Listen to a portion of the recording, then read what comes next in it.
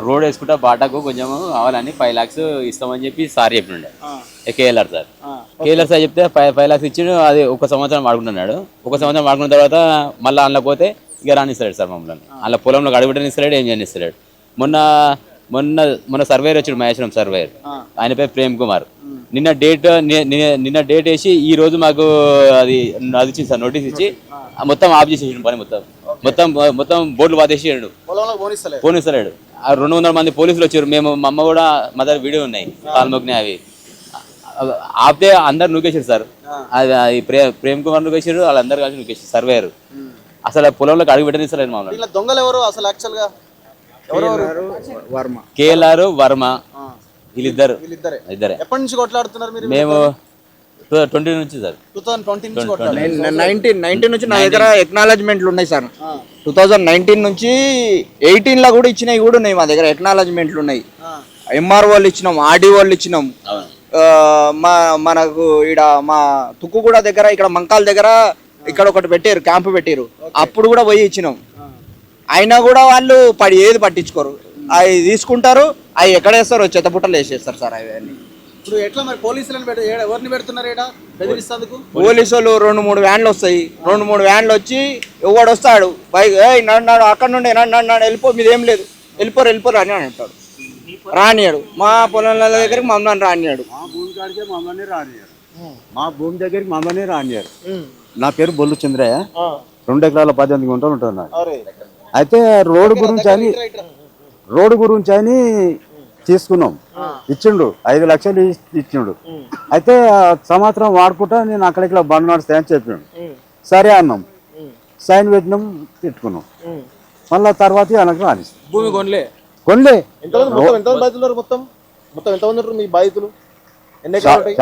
చాలా మంది 10 మంది ఉంటారు. మరి మీ భూమి కొన్నా అని పర్మిషన్ తెచ్చుకున్నాడు ఆయన. అది అంతా అబద్ధం, అది దొంగదేనా? అంతా దొంగ అబద్ధం. వాళ్ళకు అసైన్డ్ ల్యాండ్లు కొనొచ్చు అనేది అన్న రూల్ ఉందా? ఆయన రియల్ ఎస్టేట్ చేస్తాడు కదా, ఆయన చేసే బిజినెస్ అది కదా. అటువంటి అప్పుడు రియల్ ఎస్టేట్ చేస్తే ఆయన అసైన్ ల్యాండ్ ఎట్లా కొంటాడు? ఆయన మీద కేసు కాదా? ఎస్సీ ఎస్టీల ల్యాండ్ వీళ్ళు గరీబోళ్ళ కానీ అప్పుడు ఇందిరాగాంధీ ఉన్నప్పుడు మాకు ఇచ్చేసింది, అలాట్ చేసి ఇచ్చింది ఇందిరాగాంధీ ఉన్నప్పుడు. మళ్ళీ ఇప్పుడు కాంగ్రెస్ గవర్నమెంట్ వచ్చిన తర్వాత వాళ్ళు ఎట్లా తీసుకుంటారు? ఇప్పుడు తీసుకోవద్దు కదా. బతుకుమని అసైన్ చేసిన ల్యాండ్స్ గరీబోళ్ళకు ఇచ్చింది గవర్నమెంట్. అప్పట్లో గవర్నమెంట్ ఇచ్చింది. ఇప్పుడున్న కాంగ్రెస్ గవర్నమెంట్ దళితుల దగ్గర ఏవే ఉన్నాయని చెప్పేసి ఇప్పుడు గుంజుకోవడం స్టార్ట్ చేసిరు వీళ్ళు. ఈ అసైన్ ల్యాండ్ అని తెలిసినప్పుడు నువ్వు రావద్దు కదా అక్కడికి. నువ్వు ఎవరో చదువుకున్నావు, అన్ఎడ్యుకేటెడ్ కాదు కదా నువ్వు, అంగుటి అని కాదు కదా నువ్వు. ఇక్కడ నీకు లోకల్గా గ్రిప్ ఉంది, అంతా ఉంది. ఎంఆర్ఓను ఆర్డీఓను అందరిని మేనేజ్ చేసి చేసుకుంటున్నావు. నువ్వు అన్నీ తెలిసే చేసినావు. అన్ని పార్టీలు ఉన్నాయి ఇలా, ముఖ్యంగా అన్ని పార్టీలు ఉన్నాయి. ఇక్కడ ఏ పార్టీతో సంబంధం లేదు, పైసలు వస్తున్నాయా లేవా అంతే. వచ్చి గుంజుకుంటున్నా అని మేము చెప్పినా కూడా అప్పుడున్న వాళ్ళు ఎవ్వరు కూడా కలెక్టర్ రాలేదు, ఎంఆర్ఓ రాలే, ఆర్డీఓ రాలే. ఈ రోజు మాత్రం వాళ్ళందరూ వచ్చేసరికి ఇప్పుడు వచ్చి మమ్మల్ని పోలీసు వాళ్ళని పెట్టి నాడు మీరు వెళ్ళిపోవాలి, మీరు అమ్ముకున్నారని చెప్తున్నారు. మా ల్యాండ్ 86, 68 2 సర్వే నంబర్లలో ఉంటుంది. ఆ 2 సర్వే నంబర్లలో ఏం చేసిండు, రికార్డులో ప్రక్షాళనప్పుడు మద్దుల శ్రీకాంత్ రెడ్డి, మద్దుల లక్ష్మారెడ్డి కొడుకు మద్దుల శ్రీకాంత్ రెడ్డి ఏం చేసిండంటే అప్పుడు కట్ చేయించిండు, మాది రికార్డే కట్ చేయించి ఆయన పేరెక్కించుకోండు. ఆ తర్వాత రికార్డు కట్ అయిందని చెప్పి మేము ఆర్డీఓల ఎంఆర్ఓల అవన్నిట్లలో మేము నోటీసులు వాళ్ళకు రాసి ఇచ్చేస్తే వాళ్ళు ఏం చేసిర్రు, వాళ్ళు అసలు పట్టించుకోకుండా తర్వాత మేము మా ల్యాండ్ దగ్గర పోతే నీ పేరు మీదనే లేదు, నువ్వు ఏడుకొచ్చినావు, నీ ల్యాండ్ ఎక్కడిది, నీ పేరు మీదనే లేదు, రికార్డు లేదు. అరే నాకు సర్టిఫికేట్ ఉంది, అన్నీ ఉన్నాయి, మాది ఉందా అని అంటే ఊరు నా పట్టించుకోలేదు. తర్వాత వచ్చి నువ్వు ఎంతనో అంతనో తీసుకుంటావా, లేకపోతే నేను తర్వాత మీకు ఒక దిక్కు సెట్ చేసి ఇస్తా, కానీ మీరు ఎంటీ పేపర్లో మీరు సైన్ పెట్టించుకొని తీసుకున్నాడు. చేస్తున్నటువంటి ఆగడాలను వెంటనే అరికట్టాలి. వర్టెక్స్ గుండాయిజాన్ని, వర్టెక్స్ చేస్తున్న గుండాయిజాన్ని, ఇల్లీగల్ కట్టిన ఈ రోడ్డును వెంటనే కూల్చాలి. ఇల్లీగల్ కట్టిన ఈ రోడ్డును వెంటనే రఘు వాళ్ళకి అప్పగించాలి. దళితుల భూములని వాళ్ళకి అప్పగించాలి, దళితుల భూములని వాళ్ళకి అప్పగించాలి, భూములని వాళ్ళకి దళితుల భూములని సోషల్ మీడియా చేస్తున్న యుద్ధం కొనసాగాలి. सोशल मीडिया చేస్తున్న యుద్ధం रघु तुम संघर्ष करो, हम तुम्हारे साथ है, तुम संघर्ष करो, हम तुम्हारा साथ है, तुम संघर्ष करो, हम तुम्हारा साथ है. ఇప్పుడు చేయాల్సిన పని రంగనాథ్దే.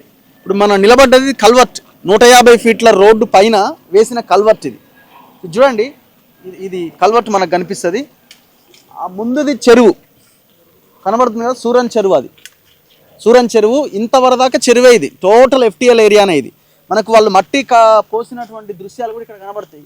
ఎంత హైట్లో మట్టి పోసి దీన్ని పూర్తి చేసిరు అన్నది. ఇదంతా చెరువే. దాదాపు 57 ఎకరాల విస్తీర్ణం గల చెరువు ఇది. బట్టి విక్రమార్క ఉప ముఖ్యమంత్రి 17% ఈ చెరువు కబ్జాకు గురైందని 2024లో మొన్న ఇచ్చిన రిపోర్ట్ ప్రకారంగా ఆయన రిపోర్ట్ చెప్తున్నది. రంగనాథ్ ఏమంటాడంటే, నేను వచ్చిన ఇక్కడ 2 కేసులు పెట్టినా, ఇవన్నీ గూలగొట్టినా అంటాడు. ఆయన గూలగొట్టింది ఏం లేదు, చిన్న చిన్న ఈ ప్రీకాస్ట్ వాల్స్ వేసిరు కదా ఈ పక్కన, ఈ 2-3 గూలగొట్టిండు, అవతల పడ్డాడు. ఇప్పుడు చూడండి నీళ్ళు ఎట్లా పోతున్నాయి. కల్వర్ట్ కట్టిండి ఇక్కడ. అసలు వాటర్ బాడీని డైవర్ట్ చేసే అధికారము ఏ రియల్ ఎస్టేట్ ఒకటి కాదు, ఎవరికీ లేదు. అది క్రిమినల్ చర్య. ఒకవేళ కనుక అది చేస్తే వాల్టా యాక్ట్ ప్రకారంగా వాళ్ళ మీద కేసు పెట్టాలా కలెక్టర్ పరిధిలో ఉంటుంది ఈ యాక్ట్ అంతా కూడా. చూడండి ఈ కల్వర్ట్ చూడండి, మనం కల్వర్ట్ మీద నిలబడ్డాం. ఇటు ప్యాన్ చేస్తే ఇదంతా కల్వర్టే. పాస్ ఆడు తిరుగు. 150 ఫీట్ రోడ్లో వీళ్ళు వేసిన కల్వర్ట్ చూడండి. గవర్నమెంట్ వేయాల్సిన కల్వర్ట్, గవర్నమెంట్ వేయాల్సింది. ఒకవేళ వేస్తే గవర్నమెంట్ వేయాలి. అసలు ప్రైవేట్ వాడు ముట్టుకునే అధికారమే లేదు. మరి ఇప్పుడు ఇది రంగనాథ్ పనే కదా, ఇది కూలగొట్టడానికి రంగనాథ్కి ప్రైవేట్ ఏం అడ్డం వస్తున్నది చెప్పండి ఒకసారి. అంటే ఎంత దుర్మార్గంగా ఈ నిజ నిర్ధారణలో మనం ప్రజలకు చూపిస్తున్న అంశాలు ఇవన్నీ. రంగనాథ్ సమాధానం చెప్తారా? మరి ఇప్పుడు పహాడి షరీఫ్ పోలీస్ స్టేషన్లో కేసు ఎవరి మీద బుక్ చేయాలా? 50 లక్షలు, ₹1 కోటి ఆ పైన తీసుకున్నది మీరా లేకపోతే వేరే వాళ్ళ? ఇంత దారుణంగా ఒక రకంగా ఇది భూమినే గ్యాంగ్ చేస్తున్నారు. మీరు భూమినే గ్యాంగ్ చేస్తున్నారు కదా, మిట్ట మధ్యాహ్నం పట్టపగలు. సో ఇది పరిస్థితి. 100 మీటర్ల కాలువ ఇది. 100 మీటర్ల కాలువ మీద దీనికి పర్మిషన్ లేదని చెప్పి ఇరిగేషన్ వాళ్ళే కంప్లైంట్ చేసిర్రు. అయ్యా ఇరిగేషన్ మంత్రి జర నాయన వచ్చి చూడు, మరిడా ఎవరు పైసలు తిన్నారు, ఇంట్లో ఎవరికి పైసలు ముట్టినాయి, ఎవరికి పైసలు ముడితే కంప్లైంట్ ఇచ్చిన తర్వాత కూడా యాక్షన్ ఎవరు తీసుకోలేదు. మీ కాంగ్రెస్ ప్రభుత్వం, మీ ముఖ్యమంత్రి ఎవరి చేతుల్లో ఉన్నాడు, ఆయనకెంత ముట్టినాయి, ఇరిగేషన్ మంత్రికి ఎంత ముట్టినాయి. ఇప్పుడు రఘు మీద మాట్లాడుతున్నారు కదా, రఘు మీదనైతే ఆధారాలు లేని మాటలు మాట్లాడుతున్నారు. ఇప్పుడు వచ్చి గిది ఆధారాలు చూపించుకుంటా, ఇగో ఇది ఇల్లీగల్ గా కట్టిండ్రు, దీని సంగతి ఏంది నాయన అంటే, రఘు 50 లక్షలు తీసుకున్నాడు, ₹1 కోటి వాని దగ్గర తీసుకున్నాడు. ఇప్పుడు వర్టెక్స్ మీద ఎంక్వైరీ జరగాలి, మీ మీద ఎంక్వైరీ జరగాలి, ఇది గులగొట్టాలి, ఇది వెంటనే గులగొట్టాలి. ఇది ఎప్పుడు రేపు గులగొడతారా, ఎల్లుండి గులగొడతారా? కులగొట్టరు. లేకపోతే ముఖ్యమంత్రి కూడా దీనిలో పైసలు బరాబర్ తిని ఉంటేనే ఇన్ని రోజుల నుంచి నడుస్తున్నది, వాళ్ళ మీద కేసులు పెట్టాలి. ఇప్పుడు వివాదం ఇంకా వీళ్ళది నడుస్తూనే ఉన్నది. కానీ మొత్తం వెంచరు ఈ దళితుల దగ్గర నుంచి భూములు తీసుకున్నది, కథా వ్యవహారం అంతా ఇద్దరు కలిసి చేసారు. కాకపోతే ఈయన లక్ష్మారెడ్డి ఏం చెప్తున్నాడంటే, నేను అమెరికాలో ఉన్న సమయంలో, అమెరికాలో ఉన్నప్పుడు వీడు మొత్తం పని చేసిండు, దాని తర్వాత నేను ఇది తప్పు అని చెప్పినా అని అంటాడు. కానీ వాళ్ళ రైతులే మనకి ప్రత్యక్షంగా మనతో మాట్లాడిరు. వాళ్ళు రైతులు ఏమన్నారు, లేదు ఇద్దరు కలిసి చేసిరు, మేము 2020 నుంచి వీళ్ళతో కొట్లాడుతూనే ఉన్నాము, అన్యాయం చేసిరు, రోడ్డు కోసం వాడుకుంటామని ఒక ₹5 లక్షలు ఇస్తే దాన్ని ఏకంగా పట్టా కింద వాళ్ళే భూములు తీసుకున్నారని వాళ్ళు మాట్లాడారు. సో ఇది ఆయన కేఎల్ఆర్కి సంబంధించిన గెస్ట్ హౌస్, ఇది ఇందులోనే ఉంది. ఇది కూడా మనం ఈ నిజ నిర్ధారణ దాంట్లో మనం చూపించాల్సిన ప్రధానమైన అంశం ఇది. ఎందుకంటే నాకు సంబంధం లేదంటే ఆయన గెస్ట్ హౌస్ కూడా ఇందులో ఉన్నది. ఈ వెంచర్కి ఇది రోడ్డు. సో ఇది కూడా ఒక ప్లాట్ ఫ్యూచర్లో ఈ ఏరియాలో ఒక విల్లా కట్టి అమ్ముతాడు అనమాట. ఇది విషయం ఏంటంటే, ఒక 60-70 ఎకరాల ఎయిర్పోర్ట్ ల్యాండ్స్ కూడా ఇందులో ఉన్నాయన్నమాట. అంటే ఫ్యూచర్ నీడ్స్ కోసం ఎక్స్పాన్షన్ దాంట్లో భాగంగా వాళ్ళు కొంత ల్యాండ్స్ పక్కన పెట్టుకుంటారు, వాటిని కూడా లేపేసిండు. మరి ఎయిర్పోర్ట్ అథారిటీ ఏం చేస్తున్నదో చూడాలి. అండ్ అన్నింటికంటే ముఖ్యంగా ఎయిర్పోర్ట్ అథారిటీ నిబంధనలు ఏం చెప్తున్నాయి అనేది కూడా చాలా ఇంపార్టెంట్. ఇప్పుడు ఇమీడియట్ గోడ యువతలనే ఇల్లు కట్టుకోవడానికి అవకాశం ఉందా? అది చాలా చాలా ఇంపార్టెంట్. ఎందుకంటే ఈ మధ్య జరిగిన ప్రమాదాలు, ఎయిర్ ఇండియా ప్రమాదం, ఇవన్నీ చూసిన తర్వాత అసలు ఎయిర్పోర్ట్ అథారిటీ గైడ్ లైన్స్ ఏమున్నాయన్నది చర్చకు వస్తున్నది. గోడకి యువతలనే ఫ్లైట్ వస్తుంది కదా, జస్ట్ ఇట్ టేక్ ఆఫ్ అవుతుంది. ఇటు గోడకి యువతలనే ఈ వెంచర్ ఉన్నది. మరి అంత దగ్గరలో అసలు సరే ఇండిపెండెంట్ హౌస్ అయినా విల్లా అయినా సరే, టవర్ కాకపోయినా కట్టుకోవడానికి అసలు అవకాశం ఉందా? మీరు తేల్చాలా, అధికారులు తేల్చాలా. సో ఇది ఓపెన్ గ్యాంగ్ రేప్. ఇది మొత్తం ఈ వెంచర్ని టోటల్గా అసైన్డ్ భూములు ఎయిర్పోర్ట్ ల్యాండ్స్, 2 చెరువులు మీకు చాలా క్లియర్గా చూపించిన. 150 ఫీట్ రోడ్డు, 62 ఎకరాల ప్రైవేట్ భూములు, ఇవన్నీ ఉన్నాయి. మీరు మిస్ అయినట్టున్నారు. సో ఇది కంక్లూడ్ చేద్దాం ఇక ఇక్కడితో. ఇది వాస్తవము. ఇది మేము చాలా క్లారిటీగా మీ ముందు ఈ అంశాన్ని పెట్టడం జరిగింది. ఇంకా ఎవరైనా క్లారిటీ కావాలంటే రండి. మాంకాల్ విలేజ్, శ్రీశైలం ఎయిర్పోర్ట్, మనం పివి ఎక్స్ప్రెస్ హైవే దిగగానే ఎయిర్పోర్ట్కి వెళ్ళే దారిలో మనం అట్లా స్ట్రేట్ వస్తే శ్రీశైలం రోడ్కి ఈ వెంచర్ ఉంటుంది. మీరు గూగుల్లో వర్టెక్స్ డిస్ట్రిక్ట్స్ అని కొడితే మీకు లొకేషన్ ఉంటుంది. వచ్చి ఇక్కడ ఉన్న దాన్ని పరిశీలించండి. దయచేసి వీళ్ళకి ఇచ్చే పనిష్మెంట్ ఏంటంటే ఎవరు ఇందులో కొనొద్దు. మనం కొనకపోవడమే వాళ్ళకి ఇచ్చే పనిష్మెంట్, అంతకుమించి ఏం లేదు ఇందులో.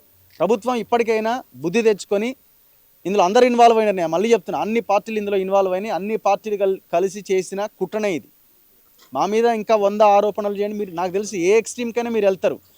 ఐ డోంట్ కేర్, మీరు ఏ ఎక్స్ట్రీమ్కి వెళ్ళినా నాకు ఏ ఇబ్బంది లేదు. ఈ ఫైట్ మాత్రం ఎట్టి పరిస్థితుల్లో ఆగే పరిస్థితి లేదు మీ అందరి సహకారంతో. సో వచ్చిన ప్రతి ఒక్కరికి ప్రత్యేకంగా ధన్యవాదాలు పేరు పేరున. అన్ని ఛానల్స్కి మనం వర్షంలో తడుస్తూ ఇంత దూరం దాదాపు 2-3 గంటల సేపు ఈ వీడియోని చూపించడం జరిగింది. ఇది మన కమిట్మెంట్, ఇది డిజిటల్ మీడియా కమిట్మెంట్. ఆనాడు న్యూస్ ఛానల్, శాటిలైట్ ఛానల్స్ వచ్చినాయి, కానీ ఎవ్వరు కూడా ఈ వార్త నేయలే. పాపం రికార్డ్ చేసిన జర్నలిస్టులదో ఆ కెమెరామెన్లదో కాదు తప్పు. వీళ్ళు ఇక్కడ రికార్డ్ చేసి ఛానల్ యాజమాన్యానికి పంపిస్తే యాజమాన్యాలు పక్కన పడేస్తాయి వాటిని. ఎందుకంటే వీళ్ళు యాడ్స్ ఇస్తారు, వీళ్ళ దగ్గర నుంచి డబ్బులు వస్తాయని. సో ఇది ఈ వాస్తవ పరిస్థితి. దయచేసి ప్రజలారా గమనించండి. ఇట్లాంటివి ఎన్నో అంశాలని, ఎన్నో కేసులను మేము బయటికి తీసుకొస్తూనే ఉంటాం.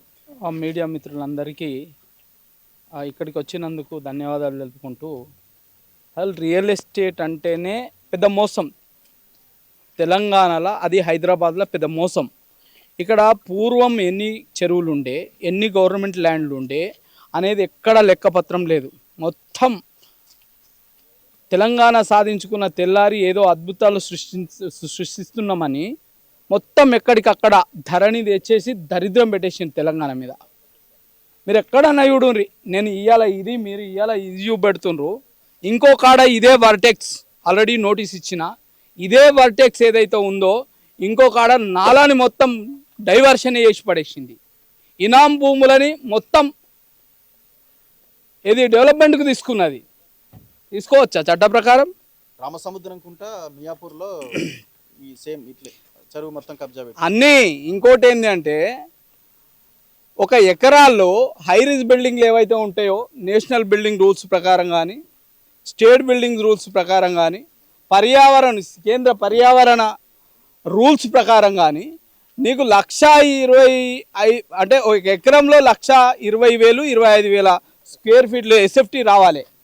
కానీ ఎన్ని వస్తున్నాయి ఇవాళ? మీరు ఇవాళ ప్రభుత్వాలు ఎవడి కూడుకేం చేస్తున్నాయి? నిన్న మొన్న దాకా ఇదే వెంచర్లో ఒక సహభాగస్వామిగా ఉన్న ఒక నేత గతంలో టీఆర్ఎస్ పార్టీలో ఉండు, ఇప్పుడు ఆస్తులు కాపాడుకోవడానికి, రియల్ ఎస్టేట్ చేసుకోవడానికి, బిజినెస్లు చేసుకోవడానికి ఇలా మళ్ళీ అధికార పక్షంకి వచ్చిండ్రు. వాడే వీడు, వీడే వాడు, ఏమున్నదిగా.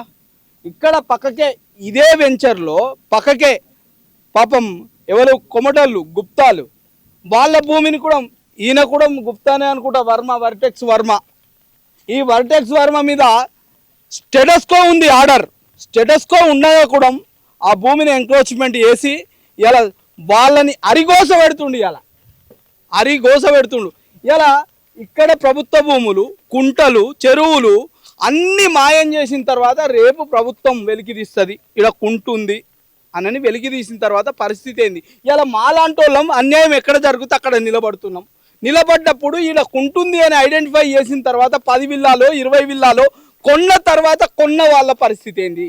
అందుకే ఇవాళ మన రఘు అన్న పిలిపించినట్టు ఇక్కడ ఏవైతే సమస్యాత్మక ప్లేసులు ఉండి గవర్నమెంట్ భూములు కానీ, అన్ని రకాలు గవర్నమెంట్ అంటే అన్ని రకాల ప్రభుత్వ భూములు కానీ, చెరువులు కానీ, కుంటలు కానీ ఇక్కడ ఉన్నాయి సమస్యాత్మకం అనుకున్న కాడ ఇక్కడ కొనుక్కుండ్రి, కొని మీరు ఇబ్బందులు పడకుండ్రి. ఎందుకంటే వీళ్ళ దందానే అది. ప్రభుత్వ భూములు మింగడం, చెరువులు మింగడం, కుంటలు మింగడం, మింగి కోట్ల రూపాయలకు పడగెత్తడం, ఆ డబ్బులు పెట్టి పేదోన్ని కొనడం. ఇది తప్ప ఇంకొకటి ఏం జరుగుతలేదు తెలంగాణ రాష్ట్రంలో. ఇప్పటికైనా అయ్యా ముఖ్యమంత్రి గారు, ఇవాళ మనము ప్రజాప్రభుత్వం అని మన ప్రభుత్వాన్ని తెచ్చుకున్నాం. ఇట్లాంటి విషయాల మీద ఏదైతే మెయిన్ స్ట్రీమ్ మీడియా ఏదైతే ఉందో అదంతా పెట్టుబడిదారి మీడియా. ఇలా సోషల్ మీడియా వచ్చిన తర్వాత ఒక విప్లవం వచ్చింది. చూస్తున్నాం కదా పక్క నేపాల్లా, చూసినాం కదా పక్క బంగ్లాదేశ్లా, ఇంకొకడ చూసినాం కదా. మెయిన్ స్ట్రీమ్ మీడియా ఏదైతే ఉందో మొత్తం పెట్టుబడిదారి మీడియా, అది మొత్తం అడుగులకు మడుగులు వచ్చే మీడియా. ఇలా ఈ మీడియా కొద్దిపాటి మీడియా ఉంటే వీటి మీద కూడా ఇలా వెలికి తీసిన వాళ్ళ మీద మీరు రాళ్ళు బురదలు వేస్తుంటే మరి మీరు ప్రభుత్వ అధికారులు ఏం చేస్తున్నారు? ప్రభుత్వ అధికారులు ఇలా ఎవరికి కొమ్ము కాస్తున్నాడు? ఆ ప్రభుత్వంలో ఉన్నోడే ఈ ప్రభుత్వంలో మళ్ళీ అధికారి. కనీసం తాళ చెల్లనం కూడా లేదు. ఎందుకంటే వాళ్ళకు ముడుపులు మోసిండు కాబట్టి వీళ్ళకు ముడుపులు మోయాలనేది అర్థము అనుకుంటా నా దృష్టిలో. మీరు ఇక ప్రజాప్రభుత్వం ప్రజలకు మేలు ఎట్లా జరుగుతుంది? ఇలా ఇక్కడ 2 కోట్లు 3 కోట్లు 5 కోట్లు ఏదో ఉద్యోగం లేకపోతే వ్యాపారం చేసుకునే ఒక వ్యక్తి కొన్న తర్వాత వాడి పరిస్థితి ఏంది? ఎవడు జవాబుదారీతనము? ఇవాళ అర కొర 1 2 అట్లా చూపించుకోవడానికి ఏదైనా రిప్రజెంటేషన్స్ పోతే వాళ్ళ మీద ఫైన్లు వేస్తుండ్రు తప్ప అది ఎందుకుందో, ఎవరి కోసం ఉందో, ఆ హెచ్ఎండిఏ ఎందుకుందో, ఈ జిహెచ్ఎంసీ ఎవరి కోసం ఉందో ఎవరికి అర్థం కాని పరిస్థితి. అయ్యా ఇవాళ మేము చెప్తున్నాం, ఇవాళ ఈ వెంచర్ చేసే పెద్ద మనిషి కూడా చెప్తున్నాం, నీ అవినీతి ఇంత అంతా కాదు. నువ్వు ఇవాళ ఎవరికో ఒకరికి నోటీసులు ఇచ్చుడు, లేకపోతే పరువు నష్టం వేసుడు, ఇంకేదో చేద్దామని అనుకుంటున్నావు నువ్వు. బిడ్డ చూసుకో, ఇవాళ మీరేదైతే ఆంధ్ర పెట్టుబడిదారులకు వ్యతిరేకంగా మేము ఇవాళ కొట్లాడినాం, ఆంధ్ర రాజకీయ నాయకులను తన్ని తరిమేసినాం. ఇక మీరు పెట్టుబడిదారులు ఉన్నారు, ఇవాళ మిమ్మల్ని తన్ని తరిమేసే రోజు ఇలా ముందడికి వస్తుంది బిడ్డ చెప్తున్నాం. ఇవాళ తెలంగాణ బిడ్డల మీద ఎవరి మీదనన్నా మీరు అక్కసుతోటి మీరు ఉన్న నిజాయితీగా బయట పెడితే అక్కసుతోటి మీరు ఇది చేస్తే ఖచ్చితంగా మీకు గుణపాఠం చెప్తాం. తప్పకుండా ఇది ఇవాళ మా గడ్డ మీద సంపాదించిన ప్రతి రూపాయి మా బిడ్డ ఎవడు మోసపోకుండా ఉండడానికి కోసం ఆ రోజు ఆంధ్ర నేతలను తన్ని తరిమేసినాం, మిమ్మల్ని కూడా తన్ని తరిమేసే రోజు వస్తుంది అనేది మనం మీరు గుర్తుపెట్టుకోవాలి. ఇలా మీరు నోటీసులు ఇస్తాం, ఇబ్బందులు పెడతాం అంటే సామధాన భేద దండోపాయాలన్నీ మాకు తెలుసు, మీ దందాలు అన్నీ తెలుసు, మీ ఎట్లా ఆపాలి, మిమ్మల్ని ఏం చేయాలి అన్న విషయాలన్నీ మాకు తెలుసు. ఇకనైనా ఒళ్ళు దగ్గర పెట్టుకోండి, మీ నోర్లు జాగ్రత్తగా ఉంచుకోండి. పిచ్చి ఆరోపణలు వేస్తే బిడ్డ ఇదే ప్రాంతంలో మిమ్మల్ని పాత్ర పెట్టక తప్పదని హెచ్చరిస్తున్నా. ఇప్పుడు నేను అనుకుంటున్నా ఏంటంటే, ఇప్పుడు ఓన్లీ బీఆర్ఎస్ఆ కాంగ్రెస్ఆ బీజేపీ అని కాదు, ఈ భూమి అనేసరికి నేను ముందు నుంచి చెప్తున్నా కదా, ఇందులో అందరూ ఇన్వాల్వ్ అయి ఉన్నారు. ఇప్పుడు ఇక్కడ కూడా బీజేపీ ఉంది కదా మహేశ్వరంలో, మరి వాళ్ళు ఎందుకు బయటకు వచ్చి కొట్లాడరు? కాంగ్రెస్ వాళ్ళు ఎందుకు మాట్లాడరు? బీఆర్ఎస్ వాళ్ళు వేస్తున్నారు ఎందుకు అని అంటే ఒక టార్గెట్ అయి ఒక మాట వర్టెక్స్ టిఆర్ఎస్ రెండు వేరు కాదు. ఎందుకంటే నల్లగండ్లలో ఒక కమిషనరే వచ్చి, మన జిహెచ్ఎంసీ కమిషనర్ వచ్చి బాగా జాగ్రత్తగా మేము ఇది చేస్తాం, ఎవడు అడ్డొస్తాడో చూసుకుంటామని అని చెప్పిండ్రు. కాబట్టి వర్టెక్స్ వేరు కాదు, ఇలా టిఆర్ఎస్ వేరు కాదు. అందుకే ఇలా వార్త ప్రచురించింది. నీ దగ్గర ఆధారాలు ఉంటే ఆ గుమస్తా తెలంగాణ పేపర్ కానీ ఇలా టీవీ ఛానల్ కానీ ఆధారాలు ఉంటే బయట పెట్టి అప్పుడు మాట్లాడు. లేదు అంటే నీకెట్లా గుణపాఠం చెప్పాలనో అట్లా చెప్తాం. ఇప్పుడు చెప్పినాం, 10 ఏళ్ళ పరిపాలన పండబెట్టినాం, మళ్ళీ పండబెడతాం. కొడక ఏమనుకుంటుర్రో మీరు? సో అదే బీఆర్ఎస్ హయాంలోనే ఈ వర్టెక్స్ వర్మ డెవలప్ అయింది. 2014 ముందు ఆయన చిన్న ఇల్లు కట్టుకుని ఉండేటోడు, కేటీఆర్కి దగ్గర అయిండు. సో ఒక రకంగా కేటీఆర్కి బినామీలాగా ఈ టోటల్ వ్యవహారాలు చేసుకుంటూ వస్తున్నాడు. ఇక దాని తర్వాత వాళ్ళు అందరూ కలిసి ఇందులో వర్క్ చేసుకుంటున్నారు. అది ఇంకేమైనా క్లారిటీ? కాంగ్రెస్ పార్టీని టార్గెట్ చేసుకుంటూ కూడా మీరు అంటే ప్రజల సమస్యలు లేవనెత్తుతున్నారు కదా. సో ఇక్కడ రేవంత్ రెడ్డి డైరెక్ట్ గా తొలి వెలుగు రఘుని కొట్టకుండా ఇండైరెక్ట్ గా టీన్యూస్తో నోటీస్ అనుకోవచ్చా? అంటే ఇటువంటి ఇప్పుడు టీన్యూస్తో ఆయన మాట్లాడిండా లేకపోతే కేటీఆర్తో ఆయన మాట్లాడిండా అన్నది కాదు ఇక్కడ. నేను అదే చెప్పినా కదా, భూమి ఈ వెంచర్లో ఎవరెవరి వాటాలు ఉన్నాయి, అందరి వాటాలు ఉన్నాయి. ఇందులో అందరి వాటాలు ఉన్నప్పుడు మరి ఎందులో వేయాలి ఎందులో మాట్లాడాలంటే రఘుకి బీఆర్ఎస్ వాళ్ళకి మధ్య ఏదో అంతరం ఉన్నట్టుగా ప్రజలు అనుకుంటారు కదా. కేటీఆర్ వాళ్ళ దాంట్లో వేసినాం అనుకో, మనకు మరకంటకుండా ఉంటుంది. చలో ఆ పని అని వాళ్ళందరూ కలిసి ప్లాన్ చేసుకొని ఉంటారు. ఓకే, అది అయి ఉండొచ్చు. సో ఇద్దరి పైన ఎఫ్ఐఆర్ అయినట్టున్నది అనుకుంటా. ముగ్గురు మీద ఎఫ్ఐఆర్ అయింది. ముగ్గురు పైన. సో టీ న్యూస్ లో మీ పైన ఎఫ్ఐఆర్ అని చెప్పి వాళ్ళు చెప్తా ఉన్నారు. లేదు, సో మీరు ఆల్రెడీ మీ ఛానల్లో క్లారిటీ ఇచ్చినారు. ఆ ముగ్గురితోటి మీకు ఏమైనా సంబంధం ఉన్నదా? ఆ ముగ్గురితో నాకు ఎలాంటి సంబంధం లేదు. ఒక అడ్వకేట్ శుంకర నరేష్ తోని నాకే కాదు అందరికి సంబంధాలు ఉన్నాయి. ఎందుకంటే ఆయన ఇప్పుడు కాదు, ఎప్పుడో మోజో టీవీ 10 టీవీ ఉన్నప్పటి నుంచి ఆయనతో ఇంటర్వ్యూలు చేస్తూ వస్తున్నాం. ఆయన నా ముందుకి ఈ సమస్యను తీసుకొచ్చినప్పుడు ఇమీడియట్గా మేము రియాక్ట్ అయ్యి అరే ఇందులో అసైన్ ల్యాండ్స్ ఉన్నాయి, ఎయిర్పోర్ట్ ల్యాండ్స్ ఉన్నాయి, ఎట్లా ఇది అని చెప్పి ఇక్కడికి రావడం జరిగింది. అదే రోజు వచ్చినాం. ఆయన చెప్పిన వెంటనే విత్ ఇన్ 2 అవర్స్లో ఇక్కడ ఉన్నాం, రిపోర్ట్ చేసినాం, సాయంత్రానికి వీడియో ప్లే అయింది. సో ఎక్కడ మేము ల్యాగ్ కూడా లేదు. ఎక్కడ ఒక శుంకర నరేష్ తప్ప మిగతా ఇద్దరు నాకు తెలియదు అసలు. వాళ్ళని నేను కలిసిన ఇది కూడా లేదు. ఓకే, తెలీదు. ఎవరు వెళ్తాం? ఎందుకు వెళ్ళాం? లీగల్గా లేదు లేదు, ఖచ్చితంగా వెళ్తాం. ఆ ఛానల్ ఆ వీడియో మీద కూడా బ్రాడ్కాస్ట్ దానికి కూడా కంప్లైంట్ చేస్తాం, డౌటే లేదు. ఇప్పుడు ఆమె రావాలి. ఆ చైతన్య రెడ్డి అనే ఆమె ఎవరైతే ఉన్నారో ఆమె మీద కూడా రకరకాల అలిగేషన్స్ ఉన్నాయి. సో ఆమె కూడా బయటికి రావాలా. ఇప్పుడు ఆమె 50 లక్షల వరకు ఇచ్చింది అంటున్నారు కదా, హైడ్రా వెళ్ళి కంప్లైంట్ చేసింది కదా. ఆమె వచ్చి కంప్లైంట్ హైడ్రాకి ఇస్తే హైడ్రా వాళ్ళు వెళ్ళి పహాడీ షరీఫ్ పోలీస్ స్టేషన్లో కేసు పెట్టిరు కదా. ఇప్పుడు హైడ్రా ఇప్పుడు ఆమె ఎవరైతే చైతన్య రెడ్డి ఉందో ఆమె బయటికి రావాలా. బయటకు వచ్చి ఫ్యాక్ట్ ఆమె చెప్తే అయిపోద్ది కదా. ఇప్పుడు టీ న్యూస్ లో అదైతే సోషల్ మీడియాలో ఒక వీడియో వైరల్ అవుతుంది మీది.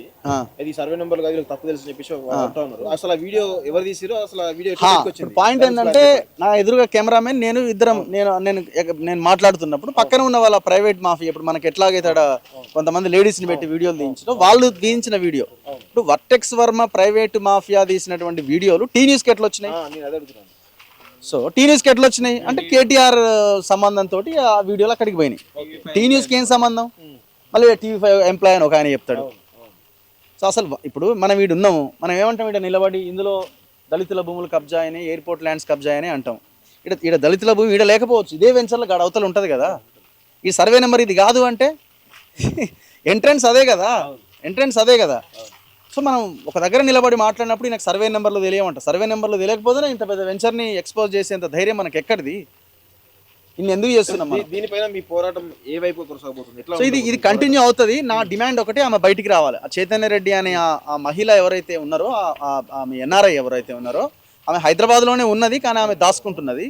ఆమె ఫస్ట్ బయటికి రావాలి. ఆమె బయటకు వస్తే మొత్తం విషయం తెలుస్తుంది. నాకు తెలిసిన ఇన్ఫర్మేషన్ ప్రకారం నేను ఇప్పుడే చెప్పనది, నేను చెప్తా. ఆమె కూడా ఏం చెప్తున్నదంటే నన్ను ఇబ్బంది పెడుతున్నారు అనే కోణంలోనే ఆమె ఆలోచన ఉన్నది. ఆమెని బాగా నిర్బంధిస్తున్నారు, ఆమె మీద విపరీతమైన ప్రెషర్ ఉన్నది. వాళ్ళది ఎట్లుంటుంది? బిజినెస్లు, ఖాతా వ్యవహారం మనకి ఏమైనా ఇబ్బంది చేస్తుందేమో గవర్నమెంట్ ఆ కోణంలో. సో ఆమె మీద విపరీతమైన ప్రెషర్ ఉన్నది. ఆమె కూడా కొంతమందితో అన్నట్టు నాకు తెలుసు మా అడ్వకేట్ని మీదనే ఇబ్బంది పెట్టారు, నేను ఎవరికి చెప్పుకోవాలి బయటికి రావడానికి అనే ఒక అభిప్రాయాన్ని ఆమె వ్యక్తం చేస్తున్నాను. ఆమె రావాలి. అందుకే మీకు సో నేను అంటున్నా, చైతన్య రెడ్డి గారు మీరు ఎక్కడున్నారో రండి. 50 లక్షలు ఎవరికి ఇచ్చినారు? సో 50 లక్షల వరకు ఇచ్చినారు. మీరు 2 ఎకరాలు కూడా కబ్జా అయింది వాస్తవమే, మేము కూడా జెన్యూన్ అని చెప్పే మేము మీకు మద్దతుగా కూడా మాట్లాడడం జరిగింది. ఆమె భూమి ఎందుకు కబ్జా చేసిరని. మీతో పాటు ఇంకా 62 ఎకరాల భూమి ప్రైవేట్ వ్యక్తులది ఉన్నది. సో మీరు బయటికి రావాలా. బయటికి వస్తే తప్ప మీకు క్లారిటీ లేదు. మీరు బయటకు వచ్చేదాకా మేము వదిలిపెట్టాం. సింపుల్.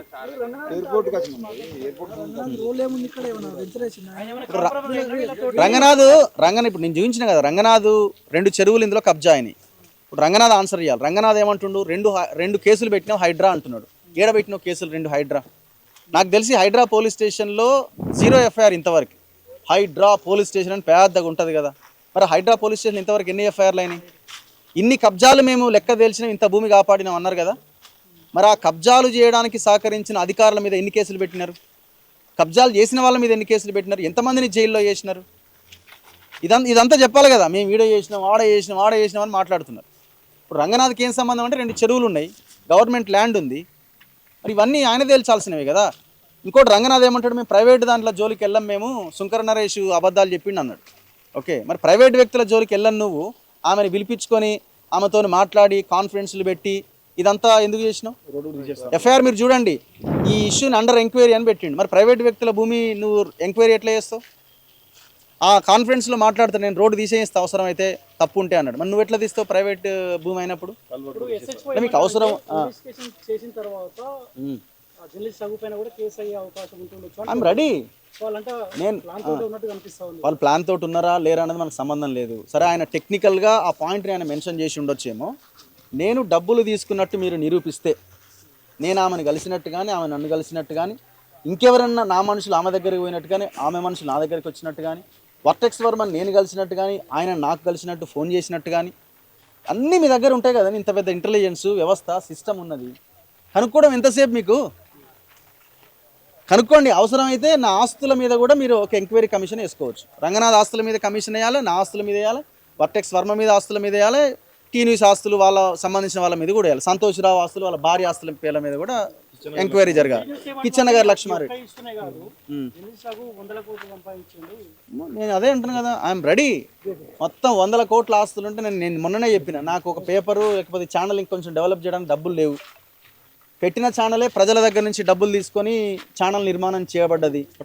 ఒకవేళ మీరు నాకు దగ్గర 100 కోట్లు ఉన్నాయని మీరు డిసైడ్ అయిన దగ్గరికి పట్టుకొస్తే నేను ఎంతో కొంత దాంట్లోంచి నాకు కావాల్సింది నేను అడుక్కుండా మిగతాది మొత్తం మీరే తీసుకోండి, మీరే తీసుకోండి మొత్తం. సో ఎలాంటి ఇబ్బంది లేదు. ఇప్పుడు అంత పెద్ద మెయిన్ స్ట్రీమ్ మీడియా మీ మీద రియాక్షన్ చేసినప్పుడు లీగల్గా ఎందుకు పోవట్లేదు అని అనుమానాలు వస్తున్నాయి. లీగల్ అంటే ఎవరికి? ఎన్ని రోజులు అయింది అది వచ్చి? ఇన్ఫర్మేషన్ రెడీ అవుతున్నది, వేస్తాం ఖచ్చితంగా. నేను చెప్పిన కదా, బ్రాడ్కాస్టింగ్ ఢిల్లీకే మేము పంపిస్తాం ఖచ్చితంగా. దాని మీద కోర్టులో కేసు వేస్తాము. అండ్ ఇంకొకటి, ఈ వర్టెక్స్ వర్మ ఆల్రెడీ కోర్టుకు పోయిండు, కూకట్పల్లి కోర్టుకి. Same X party order, wrong address, ఈ ఆర్డర్ తెచ్చుకోవడానికి కోర్టుకి వెళ్ళిండు. 11th మంత్లో ఆ కోర్టు మరి ఏం చెప్తుందో చూడాలి. ఆలోపు మేము కూడా వకాలత్ చేస్తాం. ఈ వీడియోలను కాపాడుకోవాలి మనం, ఎందుకంటే ఈ వీడియోలు డిలీట్ చేసే కుట్ర. ఇప్పటికే వాసవి, ఇన్కారు, గోల్డెన్ కీ అని అమీన్పూర్లో ఇట్లాంటి వాళ్ళందరూ ఏం చేశారంటే మనకు తెలియకుండానే రాంగ్ అడ్రస్ పెడతారు మనది. కోర్టుకి వెళ్తారు, కోర్టు నోటీస్ ఇష్యూ చేస్తుంది ఆ అడ్రస్కి. నేను అక్కడ ఉండగదా, నేను రిప్లై ఇవ్వట్లేదని చెప్పి ఎక్స్పోర్ట్ ఆర్డర్ ఇచ్చేస్తుంది, రిమూవ్ ద వీడియోస్ అని. అట్లా 30-40 వీడియోలు, మనతో వీడియోలు డిలీట్ అయినాయి. ఇప్పుడు ఈయన కూడా అదే ప్రయత్నానికి రెడీ అయ్యిండు. నాకెవరో అందులో ఉన్న ఒక వ్యక్తి నీ మీద ఇట్లా జరుగుతుందని ఆ కాపీ నాకు పెడితే మనం అంతా డేటా తీస్తే కనబడ్డది, మనం వకాలత్ చేస్తాం. ఇది ఇంకేమైనా డౌట్స్ ఉంటే ఏరియా ఉంటే ఆ ఏరియా కోర్టులోనే వేయాలి కదా, డిఫరెంట్ కోర్టులో తీసుకుపోయి కేసులు వేయడానికి కారణం ఏంటి? అంటే కుకట్పల్లిలో మరి ఎవరిని మేనేజ్ చేస్తున్నారో అక్కడ ఒకే జడ్జి నా మీద దాదాపు 5-6 ఆర్డర్స్ ఇచ్చింది, ఇట్లాంటి ఎక్స్పార్టీ ఆర్డర్స్, 2-3 ఆర్డర్స్ ఇచ్చింది. మరి వాళ్ళు అక్కడ వెళ్ళి ఏం మేనేజ్ చేసుకుంటారో మనకు తెలియదు, మనం చెప్పలేము కూడా. మరి కేటీఆర్ సిఎస్ఆర్ కింద 56 చెరువులు కార్పొరేట్ కంపెనీలకు కేసులు బుక్ చేసి కదా, ఈ హైడ్రా వచ్చి సంవత్సరం అయినా ఇప్పటి వరకు ఎందుకు తీసుకోలేదంటారు? యాక్షన్ ఉండదు, ఎందుకంటే అందరూ కలిసే ఉన్నారు కాబట్టి యాక్షన్ ఇనిషియేట్ జరగదు. నమ్మి నానవోస పుచ్చి బుర్రలైనట్టు జనమందరూ కూడా కేసీఆర్ పాలనతోని విముక్తి జరుగుతుంది. ఇప్పుడు ఇలా వాళ్ళ పేపర్లకు సంబంధించి చెప్పింది కదా, 25 లక్షల ఎకరాలు, దాంట్లో అటవీ భూమి దాదాపు 6 లక్షల ఎకరాలు అటవీ భూమి ఉన్నది. పట్టా భూములు ధరణి కన్నా ముందు 1,30,00,000 ఎకరాలు ఉంటే ఇప్పుడు 1,55 లక్షల ఎకరాలు, అంటే 25 లక్షల ఎకరాలు స్ట్రైట్ గా వాళ్ళే చూపిస్తారు కదా. అదంతా రేపు పొద్దుగా రేవంత్ రెడ్డి జనానికి చూపియాలి. ఈవెన్ ఏంది గుడులకు సంబంధించినటువంటి భూములు కూడా హామ్ఫట్ అయిపోయినాయి. 90,000 ఎకరాలు ఉండాల్సిన కాడ కేవలం 50,000 ఎకరాలు, మరి మిగతా 40,000 ఎకరాలు ఎక్కడికి పోయినాయి? ఎవరి చేతులలో ఉన్నాయి? ఏ రాజకీయ నాయకుల చేతులలో ఉన్నాయి? ఎవరి గల్లపట్టల పైసలు అయినాయి అవన్నీ, ఆ భూములన్నీ? సో ఇవన్నీ జనం పైసలు, జనంకు సంబంధించినటువంటి ఆస్తి. ఆ ఆస్తి అంతా రేపు పొద్దుగాల ఈ ముఖ్యమంత్రి, నువ్వు అడుగుతున్న ముఖ్యమంత్రికి చెప్పేది ఏంటంటే ఇవన్నీ జనానికి తీసుకొచ్చి పెట్టాలి. ఇవన్నీ రేపు ఈ పైసలు కనుక ఉండేది ఉంటే తెలంగాణ ఇంకా 50 ఏళ్ళు అద్భుతంగా ఉచిత విద్య, ఉచిత వైద్యము, నిరుద్యోగ సమస్య ఉండదు. ప్రతి ఊరికి ఒక 100 నుండి 150 మందికి పరిశ్రమలు పెట్టుకుంటే స్థాయికి తీసుకురావచ్చు. అటువంటి అన్ని ఈ మింగిన పైసలన్నీ ఉన్నాయి కదా, అవి గక్కియాలి. Day 1 రోజు గదరన్న సభలనే చెప్పిన నేను, నువ్వు ఇవన్నీ బయటికి తీసి జనానికి వాళ్ళ లోపల తిండోలను కక్కిచ్చినాడే నిన్ను నమ్ముతారని చెప్పినాం కదా. అది మళ్ళీ ఇయ్యాల చెప్తున్నా, ఆయన గద్దె దిగే వరకు అదే చెప్తాం. మళ్ళీ వచ్చేటికి రాందిగా దేవునికి ఎరుక రాడు మళ్ళీ ఆయన అని, ఇది ఒకటి చెప్పదలుచుకున్నాను.